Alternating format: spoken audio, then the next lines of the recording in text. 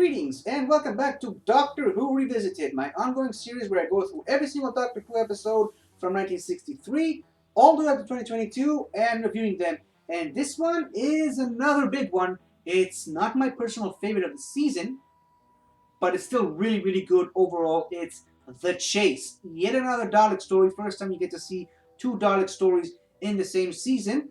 And even without the Daleks, if you just take the Daleks out of it, it's a really good story. It's a really, really good episode.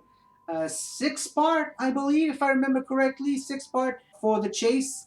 I talked last time with the Space Museum how that episode shows us the dangers of time travel. This episode kind of highlights the fun and the excitement of time travel. And of course, let me just start off by talking about the opening sequence with the space-time visualizer.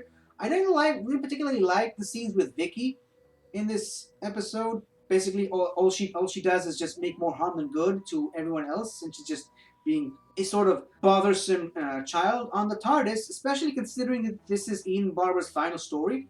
But that aside, the whole sequence with the space-time visualizer, it's great. And it goes back to something that I said in previous episodes of this season specifically.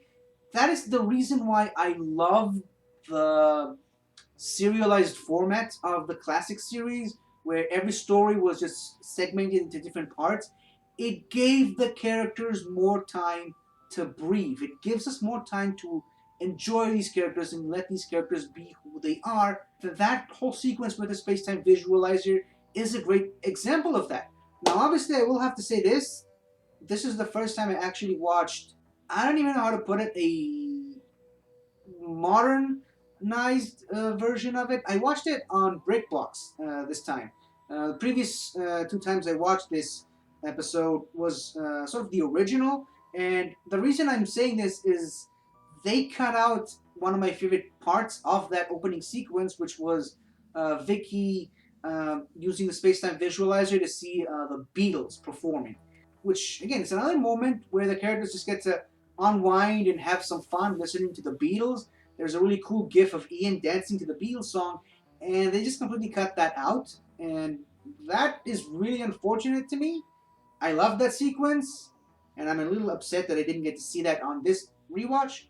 But whatever, it happened. Okay, let's just move on. So we land on the planet Iridius, which it's again going back to the Terry Nation style of storytelling. It shows us a planet with a massive, huge history and lore without actually spending too much time on it. And it's one of the geniusness of Terry Nation as a writer. We get so much lore and history about this random, seemingly unimportant planet in just a few minutes of screen time, and we only spend like 2 episodes of the 4-part, so the 6-part serial in it.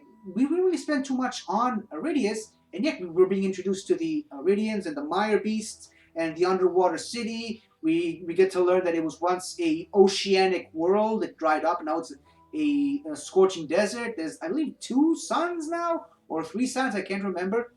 And obviously it was mainly as a result of the Daleks. There's some terror there with, again, TARDIS crew separated, Ian and Vicky on one side, the Doctor and Barbara on the other. Obviously the Doctor and Barbara learn pretty quickly that the Daleks are there and that they're after them. And then it just becomes a sort of race against death, trying to find the TARDIS. And then once they actually get to the TARDIS, that is when the serial's title actually comes into play. The Chase. It's just the TARDIS traveling all throughout time and space, trying to avoid the Daleks. And can I just say, I loved the music choice that they used for this episode. The music choice that we get to see, I think, at the beginning of each episode of the serial, where we just see the title of each individual episode, the name of the writer, with the background of just the TARDIS flying around, and then the Daleks' time machine flying around in the opposite direction. I loved that music, and I loved all the different settings. And it's another one of those staples of the William Hartnell era that I don't think any of the other Doctors did as well, which is even though the serials were segmented into parts, each individual part almost was kind of a completely different setting. We see him land on a multitude of different locations. We see him land on the Mary Celeste. I guess now we know what actually happened to that ship. It was attacked by Daleks, and that's where all the people just jumped ship. We see him land on the Empire State Building. We see Peter Purvis making his Doctor Who debut with one of the most hilariously terrible American accents I have ever seen, and I love it. I absolutely love that stupid accent that he tries to give. And apparently he was so good in that one scene that they decided to make him a companion 2 episodes later. So yeah, lots of really cool stuff there. I loved that they landed on that sort of, I don't even know what that was, a House of Horrors. Were those actual animatronics? The monsters there with Dracula and the Wolfman and everything, and Frankenstein's monster. Were they actually animatronics, or did they actually create monsters to put in that exhibit? That is definitely a location I would like to see revisited at some point in the future. Like, what the hell was the deal with that place? But yeah, obviously the scene where the Frankenstein's monster just picks up a Dalek and throws it at the ground. Really, really cool. Not a really big fan of the fact that the Doctor just forgot Vicky there. Like, he left Vicky. He just got in the TARDIS without doing a head count, without counting that all 3 of his companions were with him. Guess again, you run into some of these troubles when you have multiple companions as opposed to just one. But don't worry, things were pretty okay for Vicky because she ended up going into the Dalek time machine and somehow was completely undetected because, you know what? Daleks only have one optical receptacle on a stalk that is very high up on their body. They can barely see below their own midsection. So yeah, it was very easy for Vicky to hide there, which is when obviously she learned the horrible truth that the Daleks were actually planning to create a robot duplicate of the Doctor. Spoiler alert for a 60-year-old episode.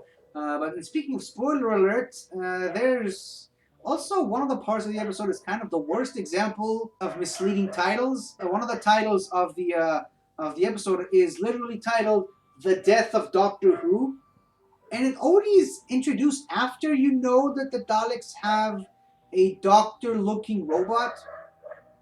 So what's the point of even giving that name? You know that the Doctor that's going to die is the robot. I mean, or at least you can guess that, you can assume that. But again, putting it in the context of the 60s, I assume it scared a lot of people, thinking that this was really the end. But eventually, speaking of the end, we landed on the planet Mechanos, and Peter Purvis is back, this time as Stephen Taylor, which is actually a really, really rare moment where the Doctor actually has 4 companions at one point. Like, he has the current companions of Ian, Barbara, and Vicky, and then the sort of future companion in Stephen, which actually comes and joins the Doctor's team later in the next episode. But also it introduces the Mechanoids. The Mechanoids are much bigger characters overall. They're one of the biggest enemies that the Daleks have ever had to face. Like, seriously, look it up. If you actually look up the history between the Daleks and the Mechanoids, they gave the Daleks so much problems back in the day, way before the Movellans, way before the Time Lords. They were the Daleks' original villains. So it was a nice, interesting introduction of those characters. It was great to see them introduced in this episode. And just the fight sequence between the Dalek squad and the Mechanoids, where they basically kind of destroyed themselves. I loved the Doctor and companions' attempted escape from the Mechanoid city.